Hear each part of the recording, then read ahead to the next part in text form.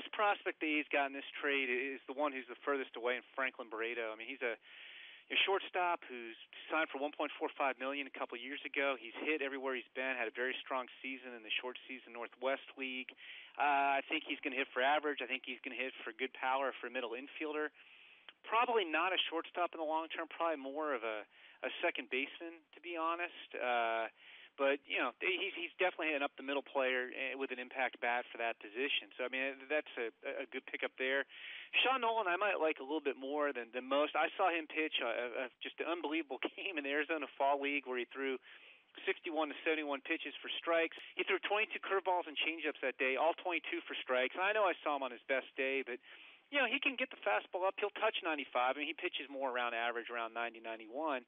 But, curveball, slider, changeup, the changeup's probably the best secondary pitch.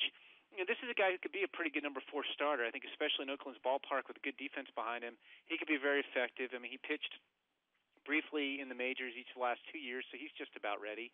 The third prospect they got in the trade, Kendall Graveman, had a nice year in the Blue Jays system. I think he's more of a middle reliever. He's more of a sinker-slider guy. Not really a plus pitch, but I guess the best way to put it, kind of a right-handed version of Nolan in a lot of ways. I mean, the stuff isn't plus, but he commands it well. He keeps it down the strike zone. He lets his defense make plays. The difference between him and Nolan is Graveman's right-handed, Nolan's left-handed. Well, Barreto hasn't even played in full season ball, so I mean, he's at least 2 or 3 years away. I think. I mean, probably realistically.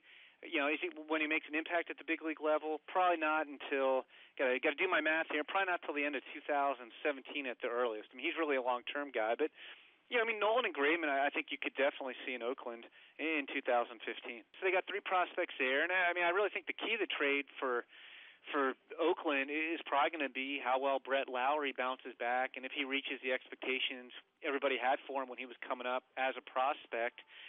Hasn't really hit that way since he made his major league debut in 2011, but he's got upside, and that'll really be the key, I think, for them.